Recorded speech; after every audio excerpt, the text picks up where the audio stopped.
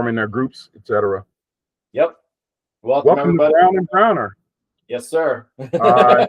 Holiday season. We are all a little jolly, which is why I like December. People do get nice. Also, the other side of it is, wish they could carry that on to everyday life, as opposed to it only being focused on after Thanksgiving and up to New Year's. And then boom, everybody's sort of back to, I don't care about you and you don't care about me. Yeah, it shouldn't be just giving season. It should be giving all the time, essentially, to humankind at the end of the day. And that's correct. That'll make our world a better place. Yeah, it's a big thing right now, but I mean, at the end of the day, we need to take that and kind of expound it upon the rest of the year. Always be able to give back, because I think all of us are fortunate, at least here, living in the United States for the most part, of where we are, and we can always give back across, not just across the world, but even within ourselves, honestly, on a daily basis. Hey, if there's ever a New Year's resolution that the world should take on, it should be not, I want to lose weight, or I want to stop this, or I want to stop that. You know what it is? It's carry the spirit of the holidays all year long. That should be your New Year's resolution. 100% agreed. And on that note, we carry that through sports around here on a weekly basis, local, hopefully. We like to focus in on the good stories that are in sports, and even the fun ones, and then, of course, all the competition and everything else in between.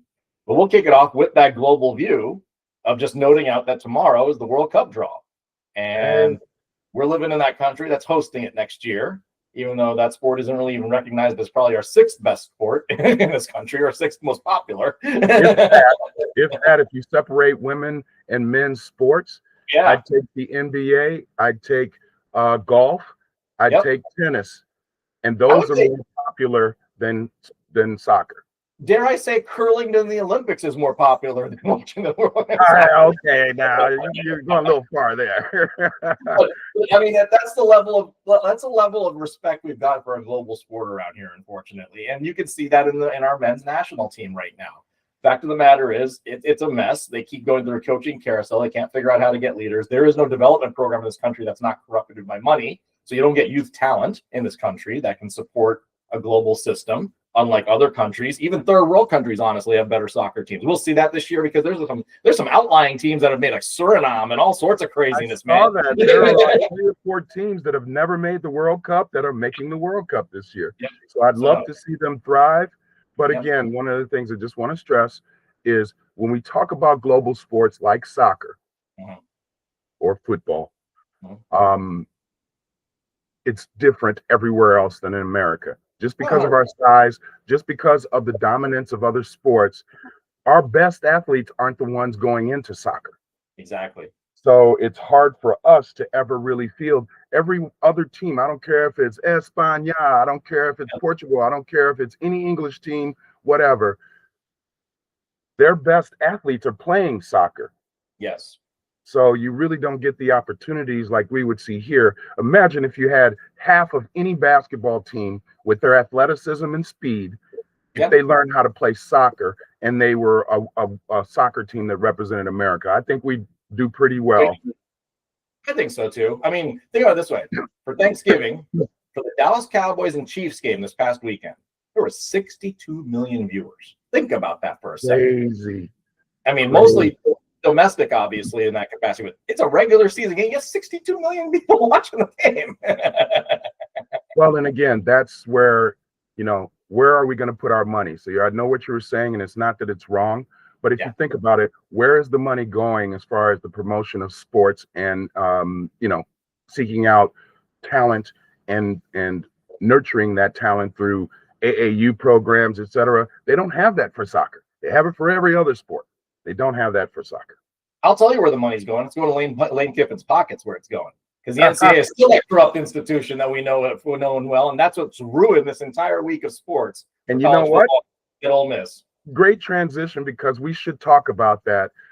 Besides the fact, just a quick note, we were talking about it earlier. There's a potential of Serena Williams making a comeback. We'll see. We were talking about it. My thought is, I really am not a fan of people unretiring when they really should just sort of enjoy, bask in the glow of your career and your legacy. Don't tarnish it by coming back. Tom Brady is the only exception that I can think of off the top of my head that actually came back and did something. The Jordans, the Serenas, anybody else who's come back from retirement has never really performed at the levels that we've been accustomed to seeing them. And you could see the frustration in the athletes as they're doing it because they're not used to playing average like everybody.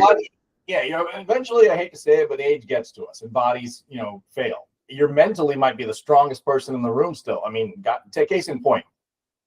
I love these little segments that Mike Tirico has been doing with Michael Jordan on Mondays for NBA on NBC. It's been unbelievable to listen to. And this week's whole thing premised on the fact that he had a love of the game clause some of us know about. And the central matter was this dude just wanted to play. He didn't give a damn about the money because he knew the money would come after. And he even said it in his argument. He said, literally, my job is to be the best performer I can be at the craft I'm in, and I will make the money on the background. Versus now you see athletes with the mentality of the opposite. I got to build my image and build my brand and all this. My label, my brand. And you can't perform. It's absolutely Angel Reese. We're talking to you. I'm sorry. Facts. Well, it's paid on potential. It's paid on potential, and if you look at it, and we see it even now, the management of games. Okay, you sell a product, and your best player is really the face of that product, but I buy a ticket and all of a sudden that player is not playing that game. Not because he's injured. Not because he's injured. Yeah, load management is the biggest farce. You shouldn't even equate it to the word sports if you're a true athlete, in my opinion. 100% agree. And that whole Jordan love, when we were talking about this off camera, some of the Olympic practices that they went through, and these were his peers at the time. He was just on the come up, and these guys were established. The Birds and Magics and all of these players were already established. This young guy came in there, and the practices they've shown and the description of them from Bird and from Magic Johnson, they were the most intense practices they've ever had. Yeah. No, That's like I said, how Jordan approached his craft. He wanted to be the best. He practiced to be the best, and he never took a moment off. He gave his all to his sport because he truly loved the game. Who loves the game nowadays? They love the money. Oh, yeah. No, and that's the thing. Let's fast forward 50 years from now. The people you're still going to remember in the sports are the people that were dedicated to their craft. I hate to say, despite what this young generation is growing up into and saying, "Hey, LeBron James is the greatest," and he shows up for 5 minutes worth of a game and that's it. Whatever. I could care less. The argument is you've had the greats in sports. I hate to say it, already past us because they've stayed true to not just the sport but even their teams for that matter. And I transition back. They're not just even coaches, and that's where we have this. This whole thing with Lane Kiffin. Okay, 15 years from now, we're going to remember who Lane Kiffin is? Hell no. Hell no. I don't care how many national titles he may or may not win at LSU, because honestly, I don't think he will win one at LSU, in my opinion. I agree. I don't think he's going to win a national title. And honestly, if Alabama comes a knocking, he'll be going to Alabama next. Yeah. I love the fact that he had to go berate a reporter, a college-level reporter from his own school at Ole Miss, who called him a hoe. And honestly, that's what he is. That's what all these coaches are this day in the NCAA and even to some degree the pro world. They're all hoes. They're there for the money. They're there for the temporary fame, and then they walk away. You're never going to get the Red Auerbachs. You're never going to get the Phil Jackson. You're not going to get the legacy coaches that have ever been in the game. The Jim Boeheims, the Mike Krzyzewskis of college basketball, the Roy Williams. You're not going to get those guys anymore. Ever, because it's all about the highest bidder and blood money at this point. It's ridiculous. That's it. As soon as you make a name for yourself wherever you are, you basically move on. And what ends up happening, and this is the thing that I hate the most, we could talk about NIL and all of that, is college sports is supposed to be about the kids. Yes, and the purity of like rivalry and everything else. Absolutely. And amateurism and stuff, yes. But it's all gone out the window. And don't get me wrong, I'm all about NIL because they should make billions off someone's image, and the person should just get a college scholarship. That's BS. But at the same time, you no longer have that amateurism. You no longer have, Lane Kiffin, great point. Lane Kiffin, I don't know if he's a sleaze bag or whatever. I'm not sure about who he is. But what I can tell you is this. He's jumped from team to team to team. But this last jump, he was forced to do it by LSU because they wanted him to be there for college signing day, which just happens to correspond with the playoffs. So now basically tell his kids that he's been rah-rahing up all year long that I'm going to leave and I'm not even going to coach you in the most important game this season. The NCAA has built the most corrupt institution in doing NIL. And like I said, me and you, and I think several others have always been proponents of NIL. Players should get paid for what they're worth. No question about it. But this system that we have set up is the most corrupt and inane system you've ever thought about because they opened the signing period in the transfer portal during the playoffs. of a season? Like, it's like saying, okay, you know what? We're going to open up the trade season in the NFL all the way to week 18. So you know what's going to happen on week 17? All the teams that are playoff contenders are going to trade for all the biggest players, and then it's all to start corrupting. Exactly. Like, how stupid is that system? I can't, you can't move the transfer portal to the spring? Why can't the timing be different? That's such an easy thing. Here's another thing about the NCAA system that makes it totally corrupt. Okay, and I'll give you a comparison. So they have people sitting in a room, and I was listening to a lot of this stuff this week about Notre Dame losing to Miami, but yet they're ranked higher than Miami, and they have identical kind of strength of schedules, etc. Right? How is it that a team that beat you can be ranked lower than you if they have a similar record? How is that? Doesn't make sense. I can't wait. I can't wait till Sunday. Yeah. Well, here's the corruption part. That's the corruption part because that's all perspective, right? Of an opinion. It should be based on the play on the field. And to compare that, Kansas City Chiefs have had a down season, period. Yeah. They may not make the playoffs and most likely won't make the playoffs unless they run the table and some other things happen. Yeah. So so people just sit in the room and go, you know what? I don't care what Kansas City's record is. They've been so great over this period of time that they deserve to be in there versus making it on their performance. Product on the field. And just be in the playoffs like that? Yeah, like I said, college football is now to the point where it's all about marketability, sellability, and all the other garbage. It's not about the talent on the field whatsoever. In that example, the Miami Notre Dame example, is going to shed its light on Sunday when I know for a fact that Miami's going to get screwed. And it's ridiculous to think that. They're going to get screwed. Hell, Texas had 2 losses this season. And you saw that they showcased a demonstrative win over A&M on Friday on TV, on national television, but will not get in the playoffs because their only loss, Georgia, which is a playoff team. And because of the way the dynamics of the SEC and everything else plays out, Alabama, who's playing against Georgia in the conference championship, if they lose, they might be out of the playoff completely. Think about that. Did they beat Georgia earlier this year? Think about this. I mean, How does that make sense? And I get this whole, it's the job of whatever the committee is to come up with a tiebreaker system, whatever. They've already failed it in the past. We know that. They've left out teams that should have been in the playoffs or should not have been. Florida State, for example, should never have been in the playoffs, and they've, got penalized and all that for the quarterback and everything. You got a similar situation happening in college football this year with a lot of other teams too, like the whole BYU situation, everything else, and all the coaching carousel. Okay, last year, I think it was last year or the year before, I forget what it was, Florida State was left out of the playoffs because their quarterback went down, right? Right. Okay, Lane Kiffin was been taken out of a coaching role on a team that is in the playoffs. Does that mean that Ole Miss now gets pegged down all the way? And they're talking about that. And that's what I'm saying. You've set the worst precedent in sports by creating the worst rule system that you could possibly have created in this NIL world. And the NCAA is 100% at fault, becoming a farce, essentially. And that's why nobody has interest in it. Purists in football have no interest in watching the NCAA. I mean, you and me alike, honestly. I don't watch it. I really don't. I watch some of the games, but I don't have a vested interest. Kind of having watched like my college years, something like that. Like I've got my own college fandom. That's great. But that's been lost. The rivalries have been lost because of conference reshuffling. That's another whole money. The conferences, they have no rivalries anymore. Like I said, it's going to be interesting to see how everything spells out on Sunday. There's going to be winners and losers, but it's again going to expose the system for as bad as it is. It's a farce and it's a money-making system that ruins the purity of the game going back to Jordan. Yeah. I just think they're going to have to overhaul the system, but they won't. Because you got a bunch of stodgy old men who head up these different conference committees, and they sit, and that's all it's about. What team has fans that will travel? Yeah, that's what they're. That's exactly it. If they had their option, they would move Penn State into the playoffs. Believe me, and they don't even have a coach. Think about that one. So it's just they can't get a coach. Let's put it that way. Well, and the other joke is this. There were 3 or 4 coaches that were fired prior to today already in college football, and many of them had payouts in the tens of millions of dollars, including the LSU coach who was fired, and his contract said that should be paid out $54 million, and yet the college came back and said, well, Can we give you an offer where we don't pay you the money that our contract says? Come on, man. Come on. These are and these public schools, that's taxpayer money.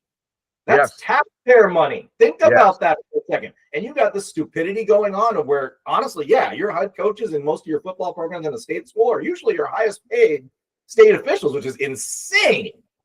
And they had the governor come out and talk about the coach and hiring process for a college.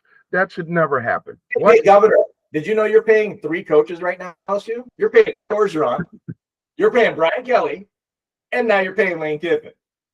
You're as bad as the New York, as a New York Mets paying Bobby Bonilla from 30 years ago. I mean, I think they're still paying him, aren't they? years left on that contract. It's that insane. And we'll get to the equivalent of that with the football program that they call the Minnesota Vikings up there and that whole quarterback situation. We'll get to that here in a second, too, of how they're paying everyone. Matter of fact, let's roll into that because that's very interesting. And just for our fans out there, I have to say this. We went 0 for 3 on Thanksgiving last week. Oh, I know. We got spanked. 0 for 3. We got spanked. I looked at him sitting there like, man, I suck. Well, you had the visiting teams come in and win with the Packers and the Bengals. And I'm sorry, Kansas City just did the Kansas City blew it. And like I said, they had an opportunity to win. And honestly, we see how bad that offense is right now. They can't operate. They can't. And the defense, I mean, yeah, they kind of did their job, but honestly, they could have made a couple more plays here and there. And frankly, the biggest problem, how many penalties are you committing to where you're playing undisciplined football? Nothing on the refs. The refs called the game. It was just poor play by the players on the field that could not execute. Continual false starts, continual outside. I mean, are you kidding me? Okay, those are inexcusable because you practice all week. How can you even execute a play if you don't know how to line? Yeah, so that I give you.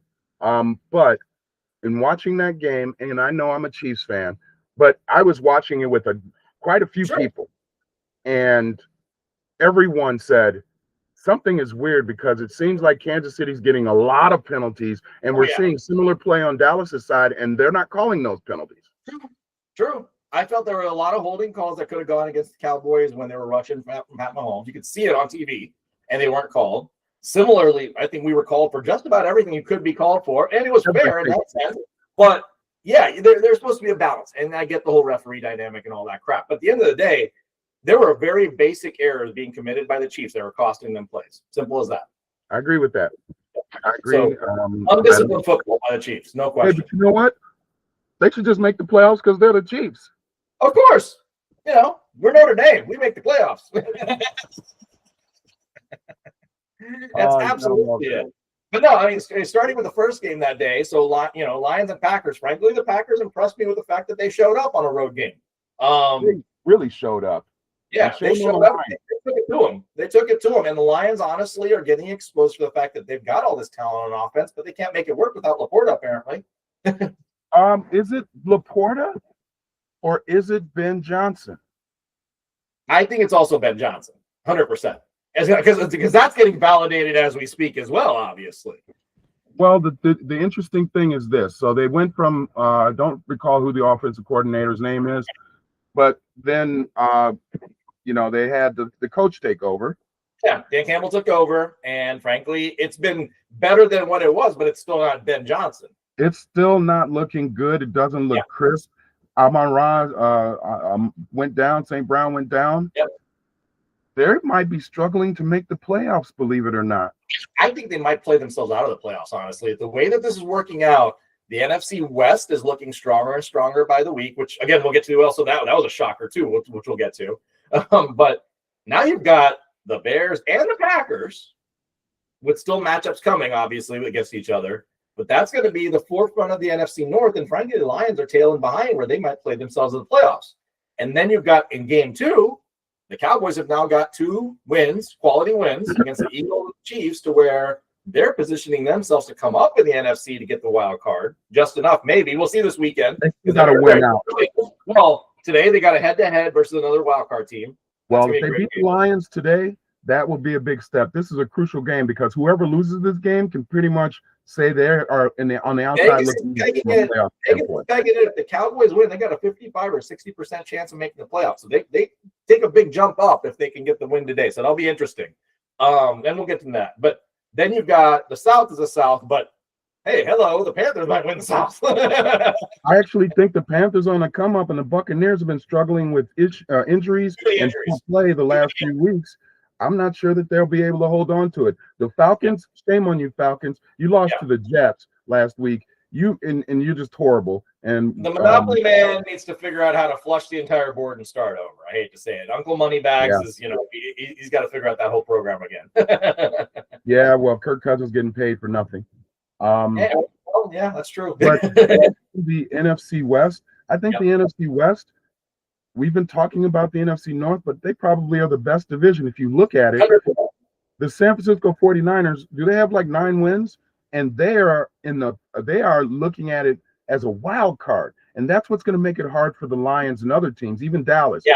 Has to win out. You don't want to play San Francisco. Yeah, you don't want to play San Francisco or even Seattle in a wild card round. That's going to get want to play Seattle. You definitely don't. I mean, despite the loss, which I get shocked by the Rams' loss at the Panthers, but me too.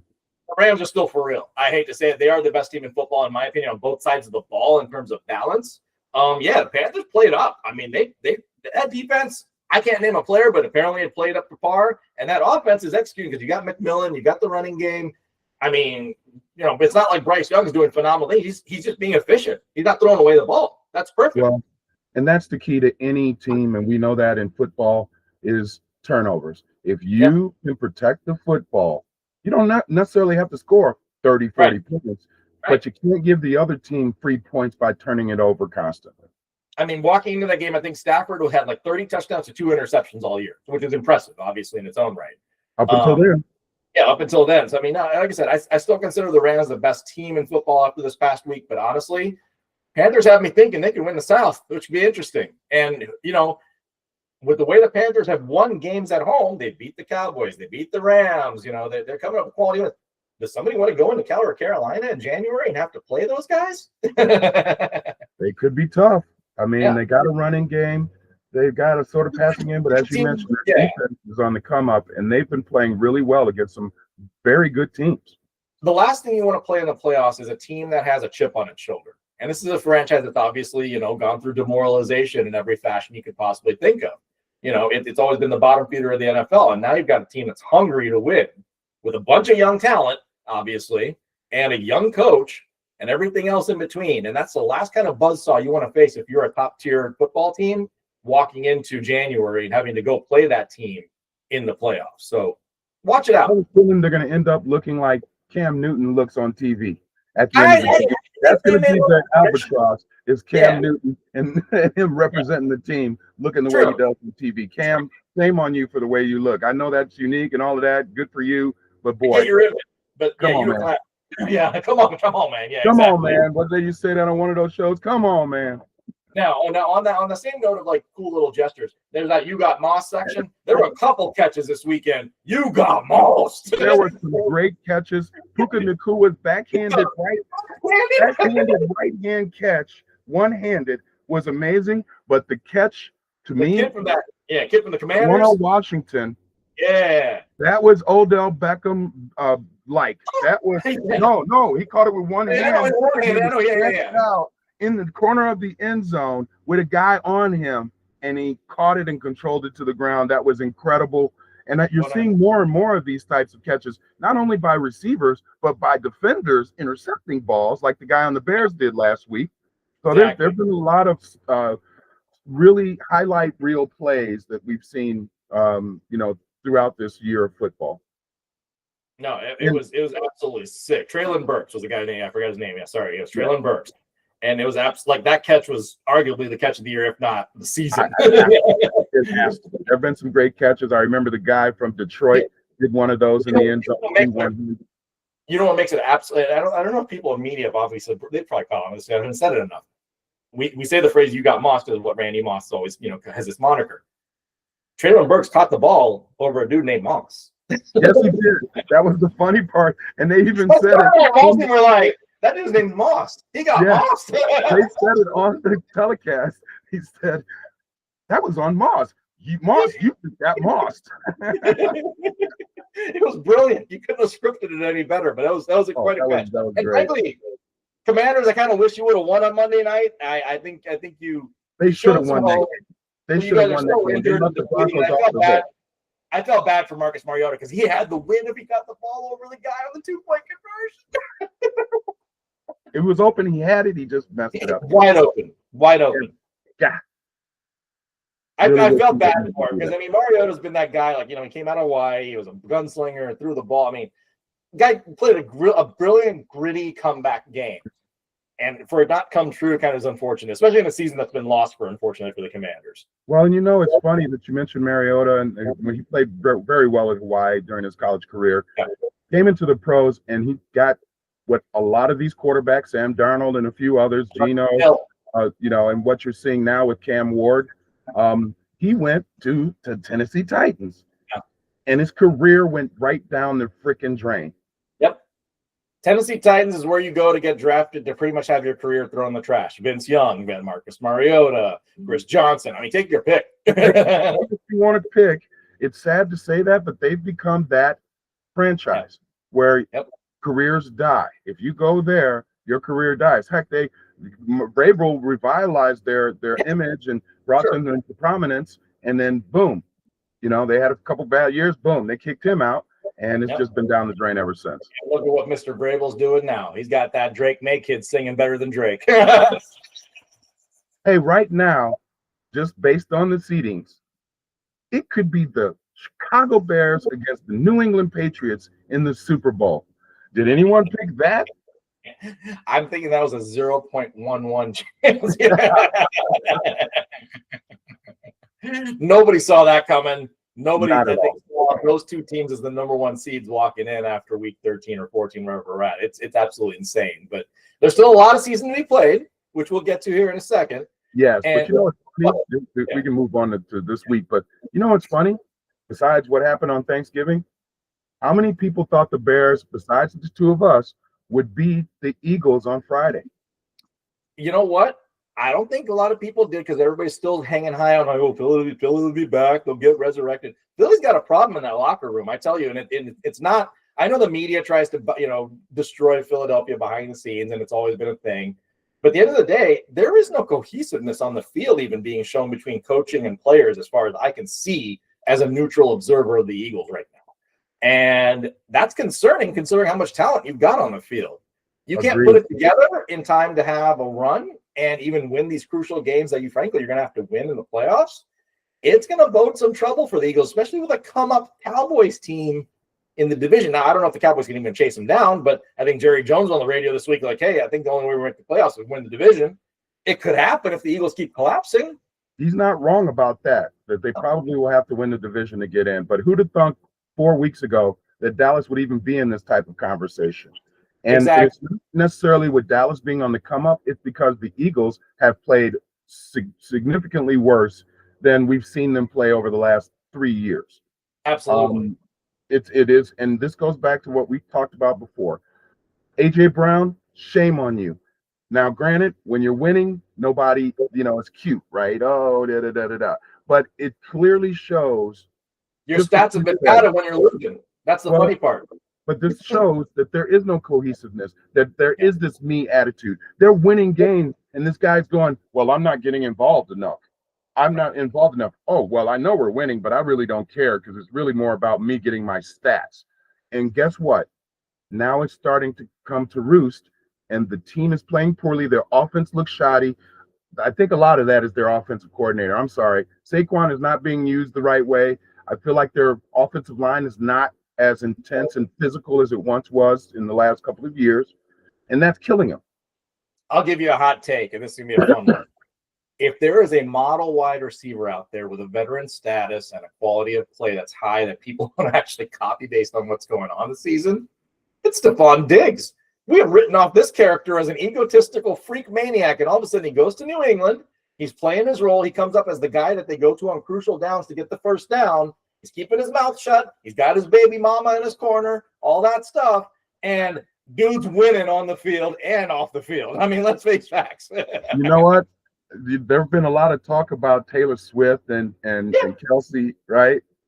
We really should start talking about Diggs and Cardi B. Cardi B, whatever you're doing, you're actually helping Stephon Diggs' career. Cardi B addressed the United Nations a couple weeks ago. Can you believe it? And how does she even address the United Nations? Does she come out singing, "Yo, I'm a VB"? We're living in a different world right now. I'm telling you. It's the weirdest thing. It is. Things are so strange. Cardi B together, sitting on side. Can you even believe that? But hey, right. They're winning, and Stephon Diggs is winning on and off the field. So I mean, again, maybe a model for you, AJ Brown. Keep your mouth shut, keep winning, and do what you're supposed to be doing. Actually, I'm happy to see the Eagles crumble. You know, it's sort of like what we all have, right? We build them up on a pedestal. Once they get there, we try to break them down. But I'm happy to see the Eagles crumble. I think their fans have never appreciated what they've had. Yeah, 100%. And ultra critical. And I think this is also lending to what they're seeing. I think they're caving under the pressure now of being a champion, being really good, but not playing up to that talent. I forget the freak stat, but the Eagles in the last 40 games are 35-5, and their fans can't live with it apparently. I'm sorry, but there are franchises that have 35 wins over a course of a decade, Jets. But at the end of the day, I mean, this goes to a testament of the fact that you can't create dynasties as easily as you could. And it wasn't even easy in the past. What I'm saying is it's hard to maintain a dynasty in any fashion. And yeah, we were trying to already anoint the Eagles as having maybe a 3-year run. They can't get past year one. Think about it. The Chiefs pulled it off for as long as they could have, with Patrick Mahomes for 5 years now for being contenders. It's hard to do that. And you've got to build a culture in your locker room that's going to sustain it. Are we seeing the end of it with the Chiefs this year? I don't know. We'll see. The season will start to play out. The Eagles, they're already showing kinks in the armor, and they're not showing any cohesiveness outside of the armor. It's weird to see. I totally agree with you with dynasties. I mean, free agency plays a role in that. Yeah. As you mentioned, I think it's the culture. And it's also dependent on when that dynasty starts. If you think about the Chiefs and what they did, they had a young quarterback come in. Kelsey was still young. They had young players. These players are aging out. Hey, and Chris Jones, you're not earning your money this year. You're not earning your money. Yeah. So, and honestly, Travis Kelce's not earning his money either. And at first, I thought it was just Mahomes maybe doing something different. But I watch him run some routes, and he runs some of these routes in a very lazy fashion. He's not going out there and hitting the cuts. Not that anchor valve on third down that you need. Yeah, he's not becoming that third down guy where you get the ball to him to get the first down. And that's costing them every single drive, from what I can tell. Chris Jones, you haven't registered a sack in, I can't even remember. And I'm sorry, but you're supposed to be that dude leading the defensive front. And if not, at least get the guy across from you to be the stud. And our linebackers are playing great. Yes, I agree with that. Lineman at all being able to benefit off Chris Jones' play, because I don't think Chris Jones has been playing 100%, honestly. No, and then the other part of that too with any defense is the less of a pass rush and rushing the quarterback so that he's not sitting back there forever, the more likely the back end is going to get exposed. You can only stick a guy for 3, 4, 5 seconds at most. My son's 10, and he was watching every bit of the game last week, and he said, we're getting the pass rush on Dak, but Dak's just getting the ball out 2 seconds earlier than they can get to him. And I'm like, yeah, that's attributable to the fact that you have lost a step as a defensive line. Because if you were faster, you would have gotten him so many plays. That's exactly right. That's exactly right. So no, Chiefs shot themselves in the foot against themselves and against the Cowboys. Is it going to cost them? This Sunday night game it's the season.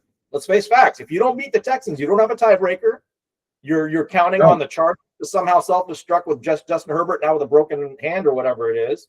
And you can't rely on somebody else's losing for you to get in the playoffs. You've got to be able to win. And honestly, even if you get in the playoffs, you're still going to get spanked first round if you're showing what you're showing.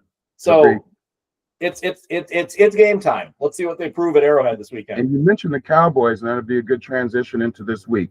Cowboys highlight the week tonight, playing the Lions. I think it's a must-win game for both teams. The loser probably won't make the playoffs. If it's Dallas, they definitely won't make the playoffs. The Lions have a pathway to get there. Agreed. They're in Detroit, but boy, after seeing them get spanked on Thanksgiving by the Packers, I'm not sure home field advantage means anything. I'm going Cowboys tonight because that defense is starting to show up. And granted, they didn't do anything exceptional against the Chiefs. Don't get me wrong, but they got enough pressure on the quarterback, meaning Mahomes, and our front line is not the greatest. I get that. But this Dallas team is now 2 weeks in a row has gotten a lot of pressure on the quarterback with the acquisition of Overshown and the other guy from the other part of the trade from Miami or whatever they pulled off in the last couple of weeks, whatever it was. Get his name. But yeah, and they are getting pressure on it. And the guy that they got for Micah is also coming and doing his job. So that defense is on the come up. And frankly, Jared Goff's not a pressure guy. Like if he gets pressure on him, he's going to be taxed. Now, the Detroit Lions game, the running game, phenomenal. We know that. Gibbs and the boys, they're going to do damage. But then can you get the ball out to your non-existent wide receivers? Can you get it out to Jameson Williams?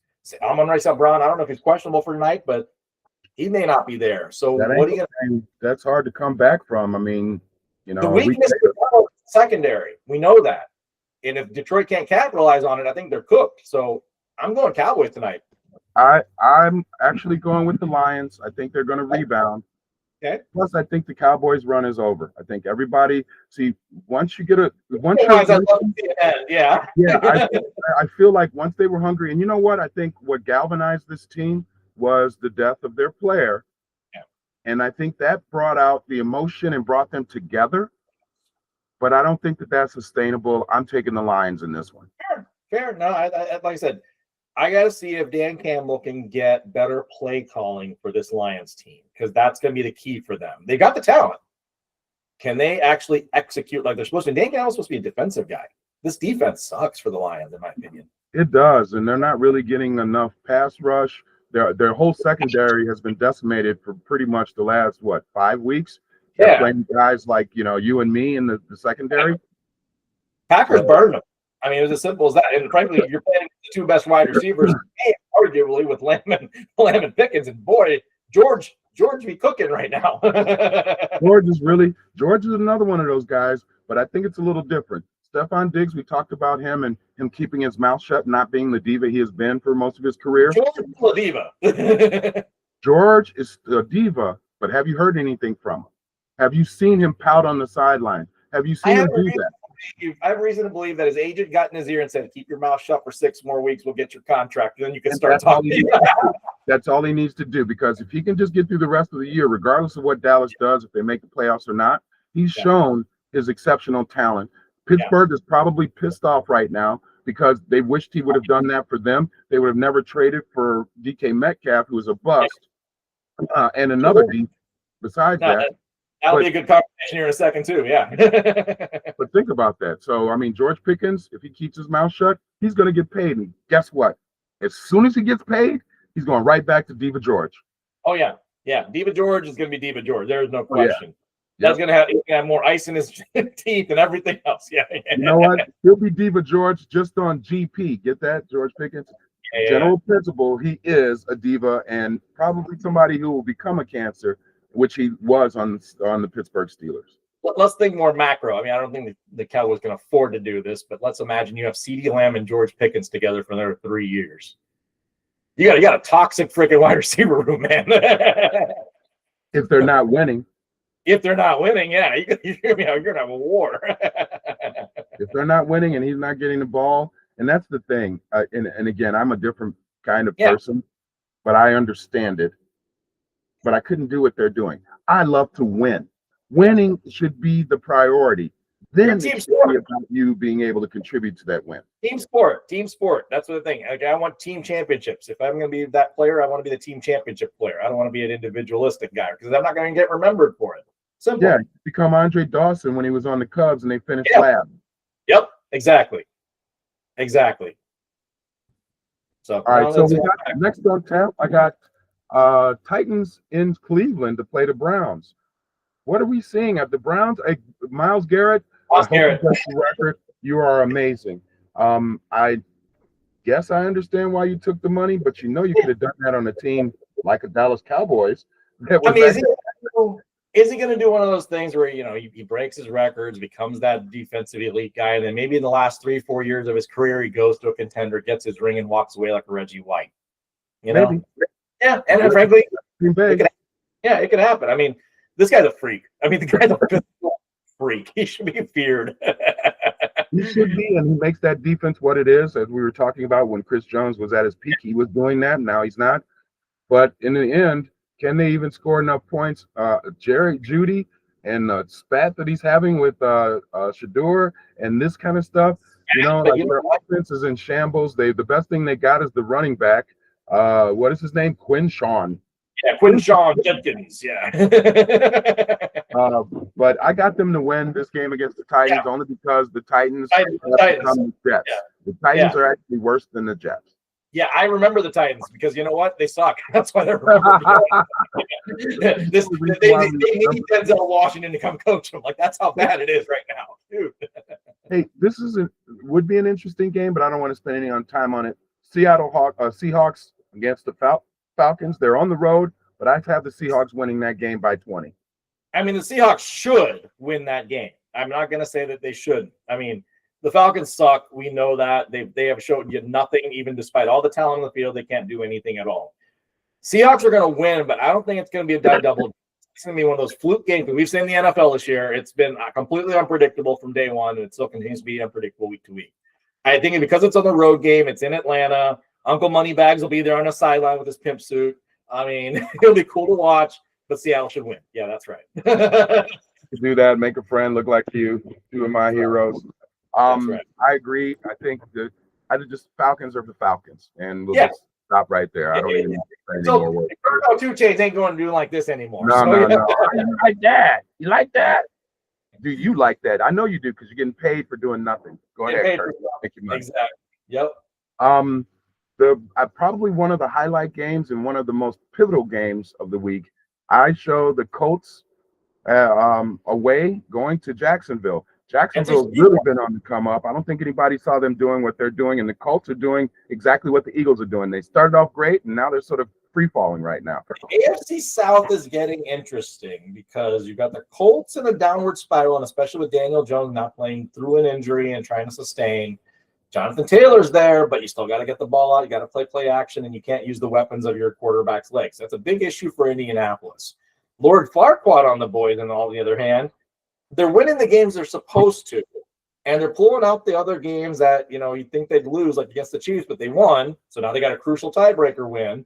This is a big one for them at home. In Duval County, are they going to show up and actually prove that they could go on a run in this division and stay on track to, play that home series still pending with Houston?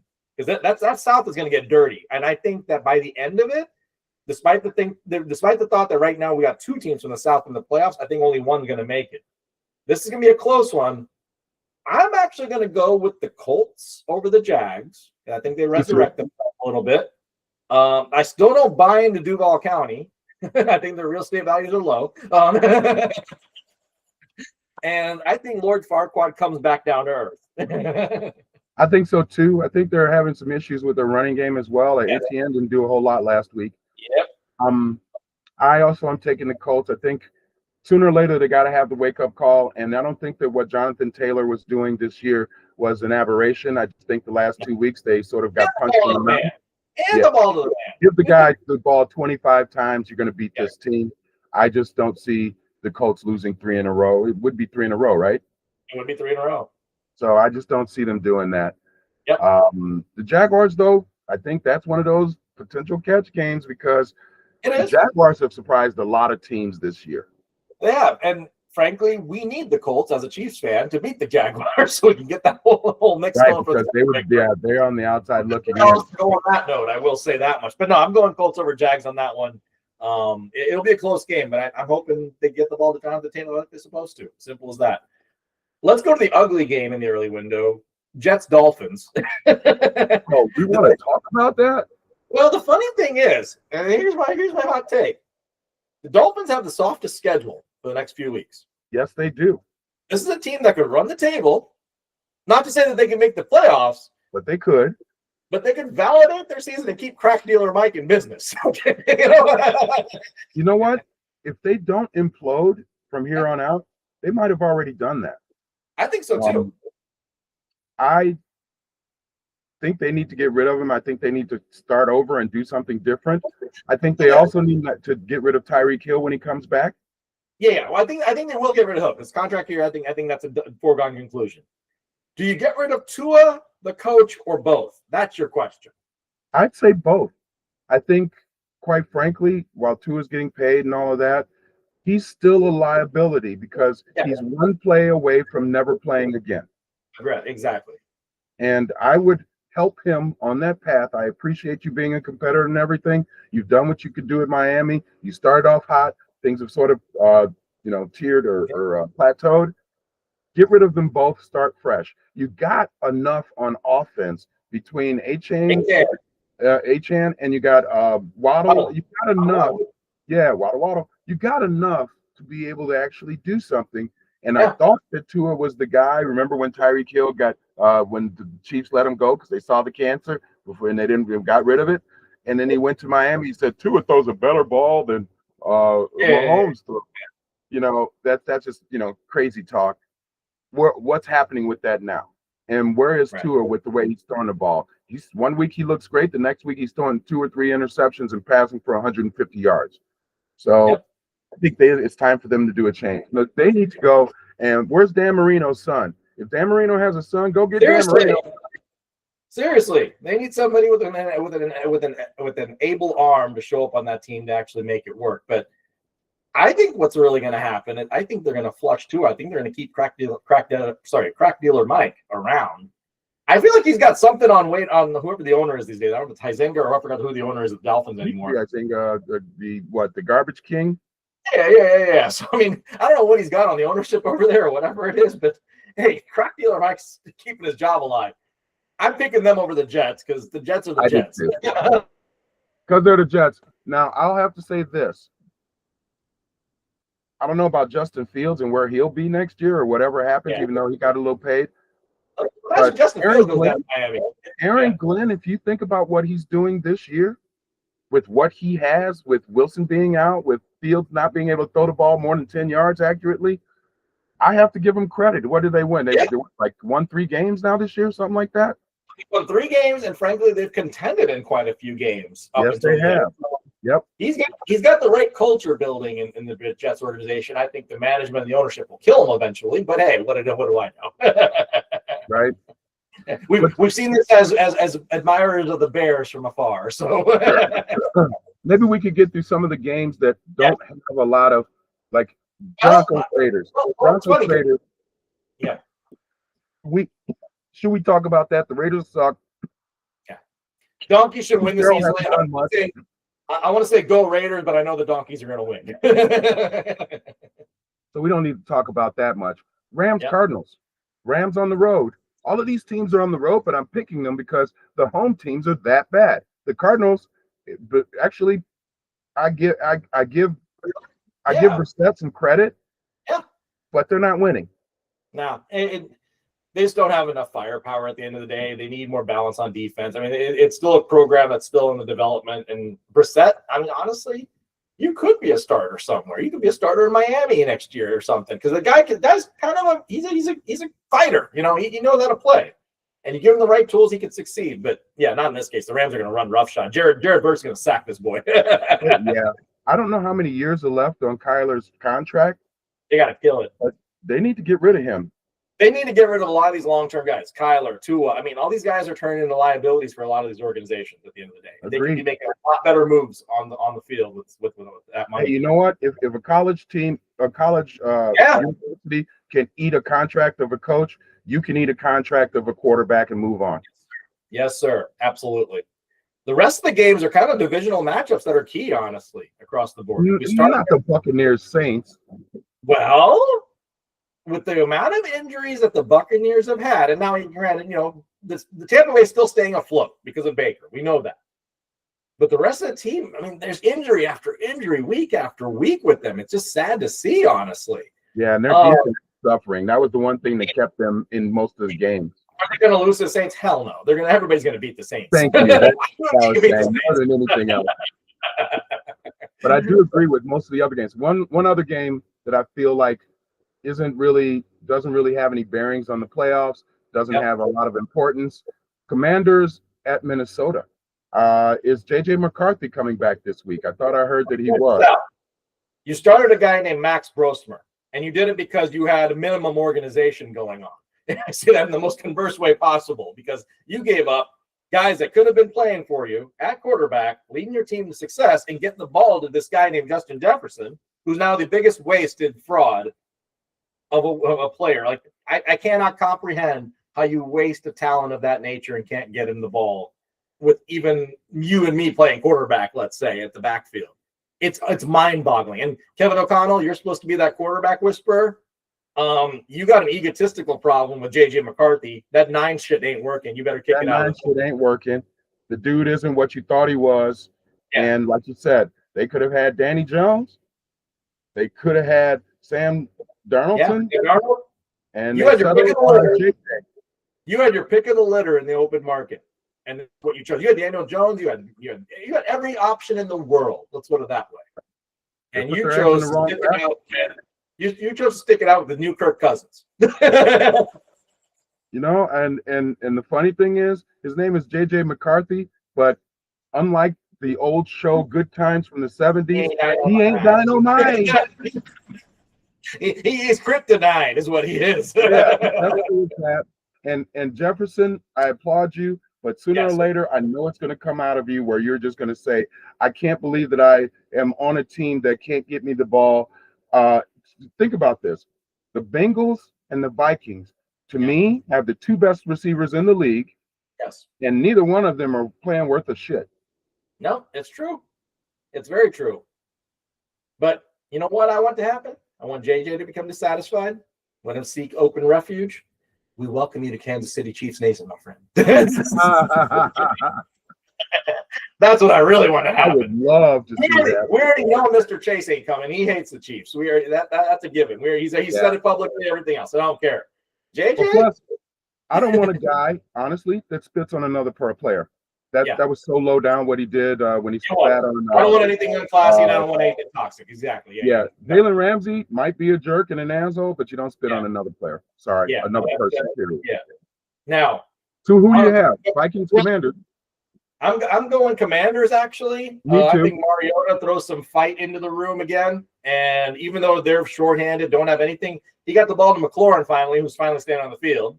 Yeah. Devo's there. They still got pieces. And they can make it work on the offense. Their defense sucks, but Vikings aren't doing shit to scare anybody. So I'm going Commanders on the road. I am actually doing the same thing. Another one of the visiting teams that I have winning. It's funny. I think I have more visiting teams. Yeah. A lot more visiting teams. This is one of those weeks. Yeah. Let's get to the Bengals. I think that's the last. There are 2 more on the beginning slate. Bills, Bengals. A little alliteration there. Okay. Joey Bird is his first chinchilla are back, and they walked into good old M&T Bank over here and put the spank into Team Purple, which they deserve, because Team Purple is still calling plays like they're in middle school. Can't get the ball to Derrick Henry. Can't get the ball to Lamar Jackson. Lamar Jackson looks like he's overthrowing everybody by 50 yards. Looks like a sham of himself. It's a joke around here. Local radio has just been great to listen to because they're ripping into this whole team culture. They're going after Harbaugh. They're going after everything around here. Because they've sold off. Talk about that, but give me your pick for this game. Bills, Bengals. What's that? Joe Burrow with the boys. I'm going Bengals. I think Base come into here, even though their defense is completely inept and putrid. This Baltimore team, I tell you what, the team culture is gone. And I think there's a problem in the locker room, not just with the players, but with the coaches at this point, especially offensive coordinator. Monken needs to be fired if there's anybody that needs to be fired. And Jalen Harbaugh, you got to quit ceding control over to these inept offensive coordinators you got working with Lamar right now. You're not making use of any of the talent on the field that you've got on any aspect of that offense at all. And you become predictable. So at the end of the day, you need something refreshed. Either take over the play calling yourself, which I know you're a defensive coach, fire your offensive coordinator, do something to change the culture in the locker room. That's the only way the Ravens team gets fixed. Otherwise, they are the biggest disappointment of the year. I would agree, and I think they will remain the biggest disappointment of the year. But for the Bengals game, I have the Bills. They're at home. I still think that they're good enough to beat the Bengals, even though the Bengals looked great last week against the Ravens. Sorry. I didn't get to my criticism of the Bills. I think that there's a problem there, too, in their offense. What offense? All they got is Cook. Exactly. They can't cook. That's the problem. Well, if you have a bunch of no-name receivers and your best player is throwing a sideline 2 yard out and hope that your receiver can run for the first down, that's not going to get you anywhere, especially if you make the playoffs. So, but I think they have enough. They still are looking to get in. The Bengals have like a 1% chance of making the playoffs. They're not going to make the playoffs. They're not going to win the playoffs. But I think Joey, I was very impressed by Joe Burrow's post-game interview last week after Turkey Day. He came out and basically said, "I'm just here to play." And I think he got some perspective, hopefully, while he was injured. And he's a gamer. And I understand that this game is up in Buffalo during cold season and everything else, and it's snowy up there. But Joe Burrow shows up for those games. And Jamar Chase is always there, and T. Higgins is there. And they still got way too many weapons on that offense not to put up numbers against the Bills. And like we just said, the Bills can't score right now. Yeah, I mean, they got a three-headed monster on their receivers with Yoshivas as well. Yeah, Yoshivas, I just don't think that they're going to have enough to beat the Bills. I think the Bills are trying to make that playoffs. And the funny thing is, who would have thought the Bills would be looking up at the New England Patriots at this time of year? Exactly. Nobody would have predicted that. Exactly. Vrabel and those boys are going to kick back and relax on this bye week and just let the Bills implode, in my opinion. But let's see what happens. They could. So now going to another divisional game, Steelers in Baltimore. The Ravens have looked really bad, but the Steelers aren't looking good either. Steelers look worse than the Ravens, which is even more of a Scheiden-Fraud in its own right. So, I mean, I'm going to pick Ravens on that one. But again, same thing I said about the Ravens earlier. They've got to figure out something in that locker room to make it work. The only good news is they're playing against, Diva Aaron Rodgers over here, still living in denial of how shitty he is. He can't get the ball to his receivers. They can't figure out the running game in Pittsburgh. Mike Tomlin, you still might end up 9-8 and still might have your streak going of being over 500 every single season. But that team can't show shit. They can't show up for big games. The Steelers suck. Here's the question, and they've heard this posed in a couple of shows. Will Mike Tomlin want to stay amidst all of this? It's a hot take. So the big talk right now, because Penn State hasn't been able to land a coach, obviously, out in college land, and they've got the money, resource, and everything else out in, Happy Valley out there, is the rumor is that he would be a good fit at Penn State because he could probably go win a couple of names. Stop it. Stop talking that nonsense. That's the other better one I heard? There's a better one than that I heard. The New York Football Giants. What do you think about that one? No. Although that's much more feasible in my mind than him going to college. He's not going to college. I agree. I don't think he's going to do the stupid, Bill Belichick move or something like that. I don't think he's that dumb. No. But I could see him doing some success with the Giants, given that defense. It could be interesting. I could see him doing that. And not only defense, if you think about what the Giants have, you bring back Neighbors, you bring back Scatterboo. You already got a nice young quarterback. You got a great core there versus Pittsburgh's in shambles right now because they don't have a core. TJ Watt's not doing much this year. No. The rest of that secondary that was as flouted as it was hasn't shut down shit in the secondary. Nope. And their offense is putrid. Defense is not a curtain; it's a shower curtain. It's really bad right now. It's not even a curtain; it's a towel. It's a towel. It's not a terrible towel either. Yeah, no, it's bad. So I'm going Ravens in this one only because it's in Baltimore. But I think they're going to end up splitting the series between the two that they've got coming up because they play each other twice in 3 weeks or something like that. I'm only taking the Ravens because they should win this game. But quite frankly, I could see the way they are free falling. And if they continue not to give Derrick Henry the ball, I can definitely and they're not going. When you say their offense is in shambles, I personally feel like they should hit the reset button and they need to go back to the RPOs. And they should have. What is Lamar's talent? He's not a threat in the pocket throwing the ball. He's a threat when he runs. So make him run. Run for us. Run. I think they need to get back to schoolyard football with him. Let him play the game on the field. Let him use Likely. Let him use Andrews. Let him use whatever. Let him use his own legs. Let him use Henry as a pitch and catch. However he needs to. Let him call the plays on the line is what I would suggest. I would agree with that. We got three of the. I think besides some of the games we talked about that would be pretty good. These are three vital games for each one of these teams coming up. Starting with the Bears-Packers. The Bears on the road going to Green Bay, but Caleb is 1-0 against Green Bay. Caleb's 1-0, but I'm going Green Bay at home on this one. I think that there's a potential they'll split the series, for the year. So I think when it comes back to Chicago, I think Chicago can win. But I think the fact that they have to go to Green Bay and the fact that Green Bay is coming off a solid performance against Detroit on the road, I like Green Bay to win this game. I think it'll be close. I think the Bears will still show up. I think they'll put up 28 points a game. I think they're going to be capable of that because that running game is phenomenal right now for Chicago. It looks great. One guy is that guy. Yeah, they look great. I'm taking the Bears, probably a little bit on fandom, but also I feel like Green Bay might be in for a letdown, even though they're at home. And the other thing is, Aaron Rodgers isn't there now. If Aaron Rodgers was playing this game, I'd take Green Bay because he did own the Bears. Jordan Love's performances are like this. They are up and down like a bad elevator in a short building. And, like I don't see them being able to put two games back to back. I think it's going to be low scoring, believe it or not, because I think the defenses have shown that they can play. The Bears have been playing without all of their linebackers. Their starting linebacker core was out, and yet they've won the last two games. So I give them credit. I think that they have the ability to pull this off, and I think they will pull this off.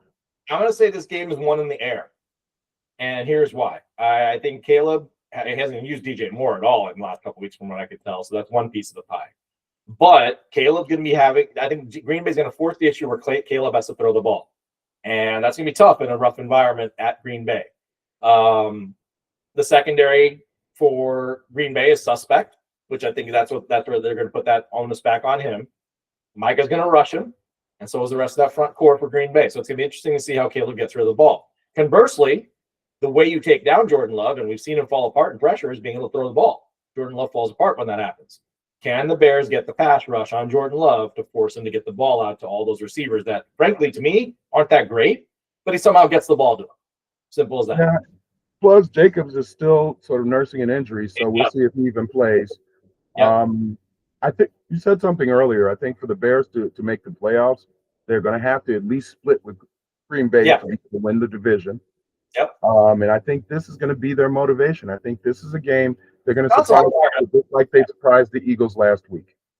No, I think this is going to be a great game. But no, like I said, I'm going Packers. You're going Bears. We'll see where that one goes. I mean, frankly, I hope I'm wrong behind the scenes. I want to see the Bears kind of succeed and win in Green Bay this year. It'd be kind of cool to see. Speaking of hope you're wrong, this next one I hope I'm wrong. But the Texans are going into Kansas City. Boy.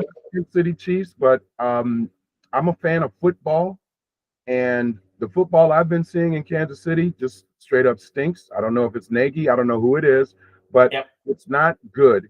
And I actually am picking the Texans because they are on fire. Their defense gets after the quarterback. They can actually, they've been able to do some things now with Nico Collins and Stroud, and I feel like they are on the come up, and they're one of those teams that could sneak their way into the playoffs and potentially even win their division.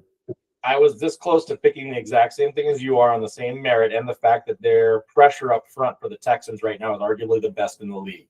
And the fact of the matter is we haven't gotten Patrick Mahomes more than 2 seconds to get rid of any ball, as proven the last few weeks across the board, minus the Colts game, I think. And honestly, that's been their demise. We have no protection for him. We've been playing out without 2 guards, I believe, on the side, or that's been a bigger problem. And they can't even be short up with the guys that are there because honestly, they're not even performing well. Simmons and what's his name, Trey Smith. We paid you that much money, you can't protect the guy. It sucks. But after saying all of those things. No, let me say. I'll get to my point here. We have no running game. Kareem Hunt is not a between the tackles guy, yet you keep running him up the middle all day long for 20 straight plays. I've got this check mark. My son even kept a tally mark. Oh, they ran him up the middle again. Oh, they ran him up the middle again. It's a joke. And the fact of the matter is you're relying on having to get Rice or Worthy or whoever I'm running on a slant to try to get a first down in different situations. It's too predictable a game. However, interesting twist this week. We signed Dameon Pierce. I don't know if he's going to start. I don't know if he's going to get plays, whatever. The guy's kind of a slash back, and he could be that missing component in the running game where we could actually get back to doing what we're supposed to do, getting the ball outside on the run game and getting a little slash. Because Pacheco's been playing injured, obviously, all year and still continues to. He's going to be a liability. I think with Pierce in the backfield, it adds a little bit of spin with the running game. So I think we can get the offense moving a little bit. I think here's where the game's going to be won. CJ Stroud, you've been doing well getting the ball to Nico Collins, right? Obviously. Can Spagnuolo dial up a defense to get pressure on Stroud? Because Stroud falls apart when there's pressure. We saw that last year during the playoff game. Can we get a pass rush? Chris Jones, I'm talking to you. The game hinges on you this game. End of story. I'm just not sure we have that. And while Pierce did some things when he was with the Texans, we'll see if that comes to fruition or if he even steps on the field. I'm going Chiefs only because it's Sunday night at Arrowhead. That's the only reason. Chiefs Nation, but we'll see. I'm taking the Texans. I hope I'm wrong. Yeah. But just from a football standpoint, I got to take the Texans.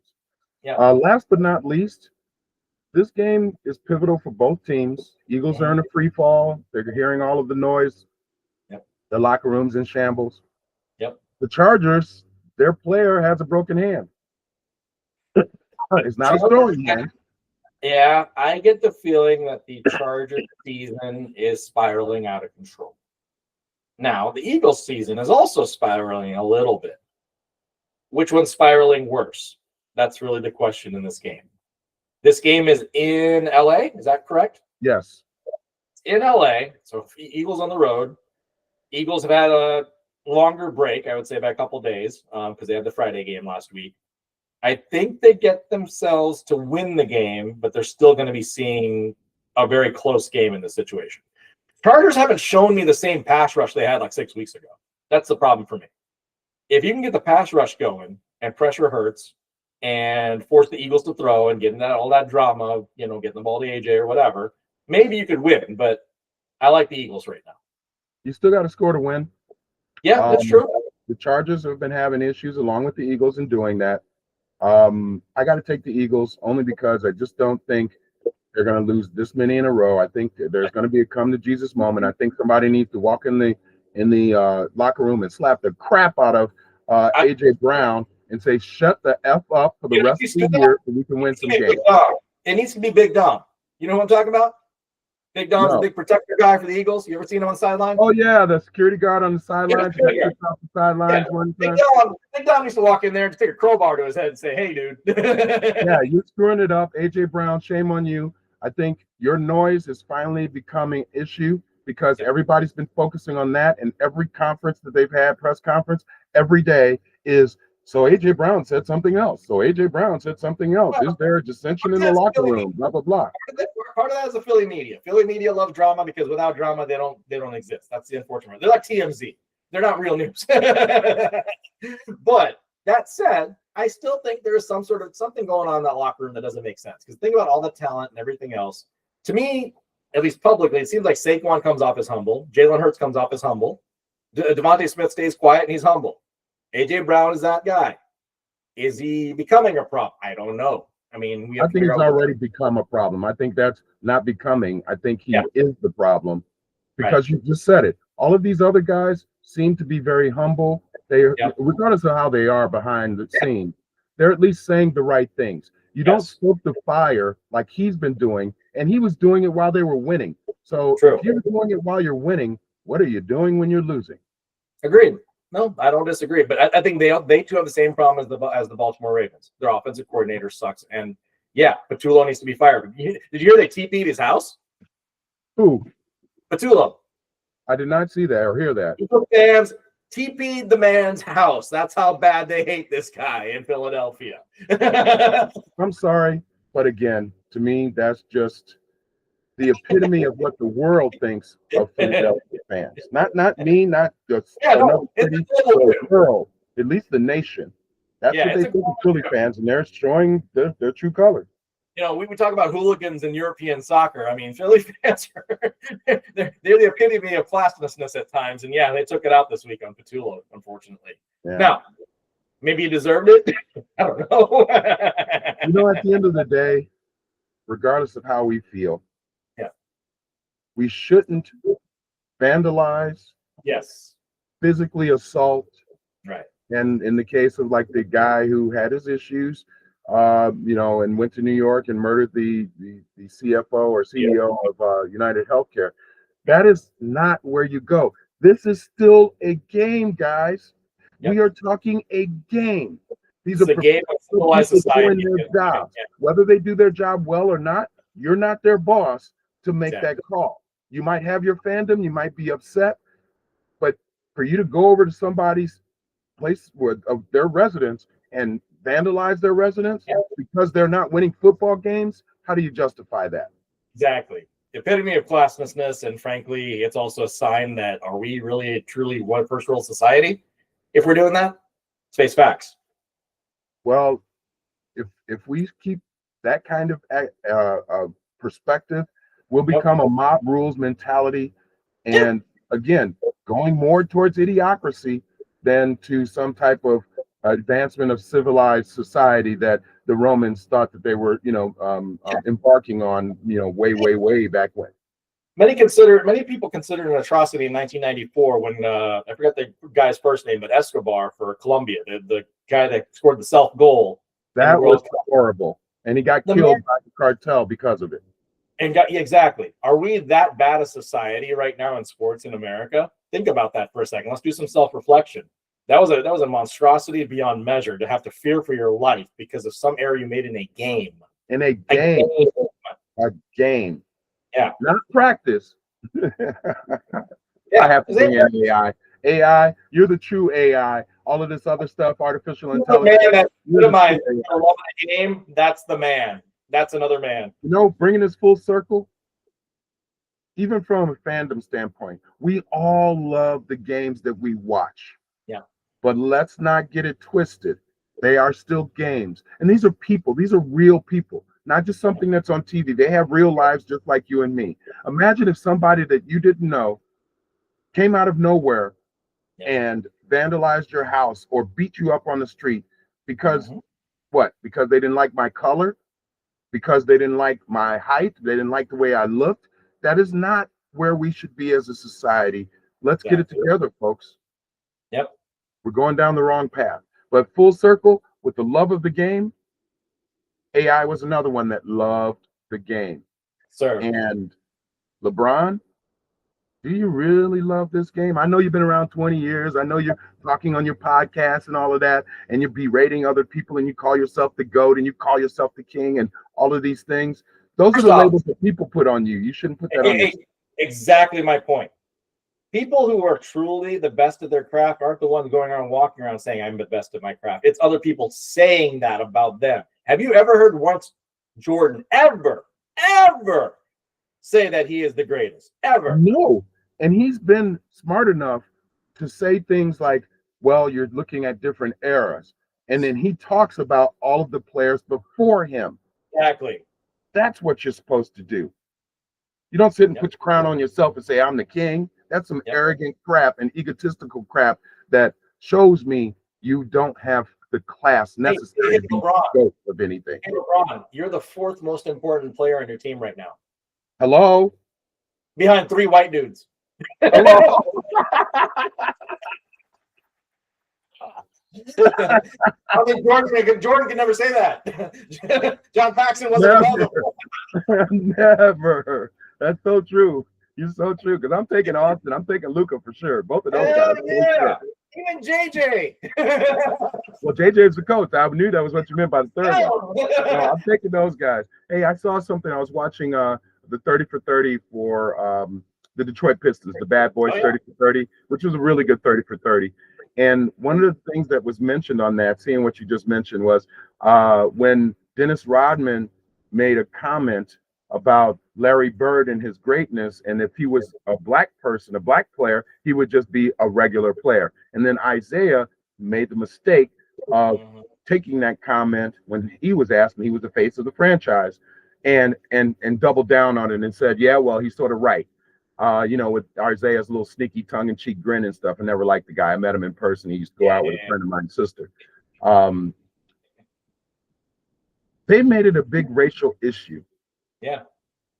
But I got the point. I get the sensitivity of talking about races and things like that. But we say that stuff all the time. You just said it yourself. White boys, and the fact that you are worse than the white boys on the team. We laughed at that. And to me, there was no racism behind it. It's just the reality. If you're going on a dance show, the white guy ain't going to win the dance show 95% of the time, unless they're doing ballroom dances or something, because it's just a rhythm thing that's inherent. Emmett Smith won. I don't know. I don't like Emmitt Smith. I shouldn't win anything. Emmitt Smith, but you know what? He won that ballroom championship. So there you go. but it isn't, like sometimes things are stereotypical and can be derogatory, and other times they're just facts. Yeah, Is exactly. that a fact? We made a joke about it just now. We laughed about it. But the reality is, and I used to say this, and I say that if you really want to have a championship team, you was great in the 60s, you could have all white guys on the court and win in basketball. But quite frankly, if you want to win in basketball now, you need a couple of things. One is you need at least two superstars. Yep. Two, you need to have a balance of black and white. You can have two white guys and three black guys on the court, you can win some championships. If you have three or four white guys and one black guy on the court, you can win championships in college that way, but you're not going to win the NBA title that way. Period. Watch the fun hot take this year. I think it's February, whenever the NBA does their All-Star weekend or whatever it was. They're doing the whole world versus USA thing. The world team. Let me just name off a quick little dose on the world team real quick. Joker, Luca, Wemby, who's half. Wemby. Yep. Those guys are awesome. You might have a majority white-ish team on the global side, and they'll win. And they actually could. So that's a good point. But you took the stars off of every team. So let me finish that team. Giannis. Giannis, true. And then put in whatever point guard you want. Yeah, they could beat pretty much any team that you could put together from the U.S. because they are the top tier players within the U.S. And quite frankly, and I know we were talking about this, but this is another point I wanted to make. Even though I've said these things and it can be misconstrued, my intention isn't to be racist. Yeah. I'm just stating some facts, but here's another fact. The best player in the NBA for the last 2-3 years is not black. Mm-hmm. It is the Joker. He is. Jokic is the best player and continues to be the best player in the league and has been for years. Forget that, give Embiid the MVP that year because he's a whiny crybaby. That is a farce. And I give Shea all the credit because he came up and he did what he did last year. But the best overall player who makes his team is what they are. Is you just named off two other guys on the international team. Yes, Shea is yep. Shea, Canadian, Embiid, Africa. I mean, Cameroon more specific. Yeah, I could see them beating the U.S. team, and that's why the U.S. team. This is why the U.S. team had to bring their pros back to the Olympics because the other teams were playing guys like these because they're not playing college dudes, and they're going to whip our guys. Let's bring it back full circle. Love the game, right? Okay, we've become so complacent in sports and so money-driven in this country that's what's caused the international folks, and in various sports, not just basketball, various sports, to become stronger, better, and faster because they're hungrier. That's right. To win and play than any other game. American tennis used to be at the forefront of everything in the 90s. Yes. American tennis sucks right now. Totally. It's at the total bottom feeder. Luckily, women's tennis is holding it up, but that's a whole different matter. But again, women's sports also coming up all across the board, which is great. Which I'm so happy to see that. Internationally, which women's golfers are the strongest? It's the one from Korea and China right now. It's all from Korea and China and Japan. They're Americans. You got Nelly Korda and her sister. That's it. And she was number one in the world. And what is she now? I don't think I've seen her win a tournament. Right. So that's what I'm saying. Like there are hungrier and better avenues coming internationally in all sorts of sports. So get ready for a more global view of the Olympics, thankfully. I think in many sports, which will be kind of cool to see. But you're going to see folks that are hungrier and better coming up internationally because that's what they mentally train for out there versus we're so money-driven in this country. Just my take. That different mindset. I like America. Don't get me wrong. This is my country. Are we going to see that happen in football? Probably not, because we are truly an American sport. Don't get me wrong. Football is an American sport. You're not going to see a freak athlete maybe come out of Germany and maybe play football. It could happen, but maybe it'll take a while until you got a development program. But you got to have the foundation. The only way that's going to happen is if that same individual went to a college here in the States and started playing football. Otherwise, they don't have a foundation. They don't have the resources there. As you were mentioning, for us from soccer, it's just the opposite on the other side. They don't have resources for football. They may have them for basketball. They don't have it for baseball unless you're in one of the Asian countries. So you're not going to see great players from there because that's not a sport that they're nurturing, or looking for talent and trying to nurture that talent. So, but think about what France is doing with basketball right now. Kind of frightening. I mean, If you How got many Shea, NBA you got Shea and Wemby on the same team. And think about what's going on just the French program alone. You had Wemby, you have Richard Shea, who's also the guard over at Atlanta. That was a #1 pick, came out of France. Then you've got Giannis, who played in France, coming up through Greece. I mean, and then you have, of course, all those Spanish ballers like Paul Gasol and everybody else come up way back in the day. And then Dirk coming out of Germany. I mean, look at the push. There's hungrier people abroad. Simple as that. So, yeah, basketball, you might be getting flipped on its head. Football will probably not get flipped on its head anytime soon. But like I said, it's for the love of the game. Get back to the pure, get quality athletes out there. And this happened a while back. I know we're closing up. Yeah. This happened a while back, and for some reason his name was, I had it and now I'm just forgetting it. But I felt like he could have been the best player in the league, and he got into a car accident. He was Croatian.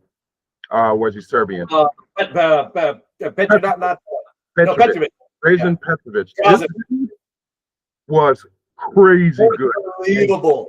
He was on the cusp because they had about 4 or 5 players that were actually Serbian or Croatian that were playing in the pros at the time, and they were really, really good. And that was the start of the NBA looking more overseas to get that. Detlef Schrempf had, Schrempf was another one. A lot of these guys were all coming up at that time, and all in that Serbian, Croatian area. Yeah, and now you got the forefront of it. You got Joker. Yeah, and then you have like players like Sabonis. I can't think of this other player, a shorter player who also played. He was really good. God, I can't think of his name right now. But they've had so many great European players in other areas. And remember, we even got some players. Yao Ming came in. And he wasn't some big joke. He wasn't Sean Bradley. He actually was productive and could play the game. So, on that note, we're all about the world. Yes, sir. We may talk about our nation's sports, but we're all about the world, and it's all about bringing people together. We happen to have a platform, and we have a subject matter that really does bring people together. Fandom brings together all people, shapes, sizes, colors, languages. All people love sports. Or not all people love sports, but the people who do love sports come from many different backgrounds from all over the world.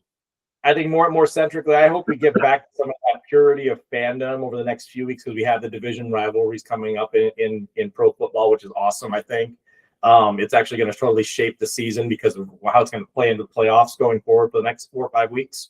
Then you've got college football coming into forefront. Like I said, we'll discuss that on a separate matter. But this is truly that time of season, at least in football on both ends, where you get to see the fandom, the camaraderie, and the competition finally take place on the field, thankfully, with the players, versus having to deal with anything outside or whatever it is. And you have some of the places. Are you listening, NCAA? The players on the field determine the outcomes. Exactly. So, no, I'm hoping everybody gets to enjoy that for the next few weeks. Take pride in the players that really shine right now, honestly, both college and pro, and appreciate the fact that we're living with folks that actually do want to win and do want to play hard. So that's the key. And you know what? For those in the Midwest like myself, and actually on the East Coast as well, because you get a lot of similar weather depending on where you're located, at least a little more north on the East Coast, you're going to be inside most of the time because it's freaking cold. Heck yeah, you guys got some nasty snow up in there in Chicago right now. We had a snowstorm. I had to drive through it for my niece's wedding Saturday. We have not got 9 inches. And the other part is right now, I think the temperature literally is like 10 degrees. That's not with the wind chill. Oh, that's warm in Chicago. Let's see. I'll tell you what the temperature is right now. Degrees on temperature. It means it's -20 on that wind chill on Lakeshore. So it's 14 degrees. Yep. Feels like 1 degree. Feels like 1, and then you get that wind off Lakeshore, and it's beautiful. So guess where I'm not going? Outside my house. Exactly. To that we say, enjoy, bundle up, take in all the fun sports. Like I said, starting with tonight's game, I think it's going to be big, the Lions and Cowboys. But enjoy a fun little weekend of sports. We'll get back to it next week. And like I said, we'll have criticism for this, college football, and everything else in between. Got it. Yep. Hey, stay classy, America. Exactly. Stay classy, America. Absolutely. Catch you guys later. All right. Peace out.